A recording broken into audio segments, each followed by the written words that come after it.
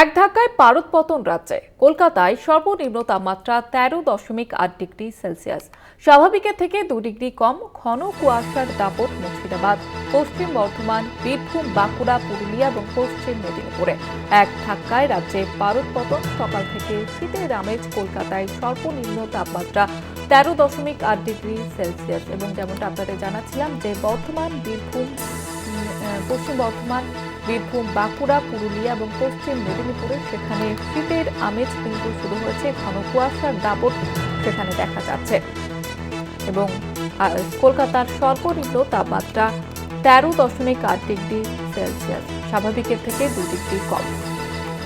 কথা বলবো, টেলিফোন লাইনে রয়েছে প্রতিনিধি শাশ্বতী রায়। শাশ্বতী, আবহাওয়া দপ্তর সূত্রে কি জানা যাচ্ছে? দেখো, এক ধাক্কায় পারদ পতন রাজ্যে এবং সেক্ষেত্রে শহর কলকাতার তাপমাত্রা 8 ডিগ্রি সেলসিয়াস, যা স্বাভাবিকের থেকে 2.3 ডিগ্রি কম, এবং সর্বোচ্চ তাপমাত্রাও 23.3 ডিগ্রির ঘরে রয়েছে এবং যাও স্বাভাবিকের থেকে 4.6 ডিগ্রি কম রয়েছে। অর্থাৎ বোঝাই যাচ্ছে যে এক ধাক্কায় এই পারদ পতনে জাতীয় শীতের আমেজ। বিশেষত পশ্চিমের জেলাগুলিতে তাপমাত্রার পারদ অনেক অংশে পতন হয়েছে এবং এর সঙ্গে সঙ্গে কুয়াশার দাপট রয়েছে দক্ষিণবঙ্গের 6 জেলায়।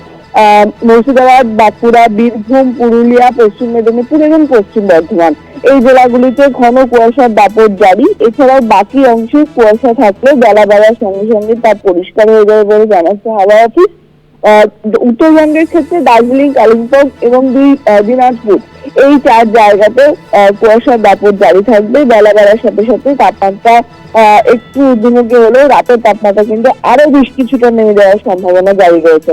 সেক্ষেত্রে লাগাতার জারি থাকবে এই পারদ পতন প্রক্রিয়া। আগামী রোববার পর্যন্ত বেশ কিছুটা তাপমাত্রা পারদ দিকের দিকে নামতে পারে এবং জাতীয় শীতের আমেজ তা 15 ডিসেম্বরের আগেই কিন্তু অনুভূত হবে বলে মনে করা হচ্ছে।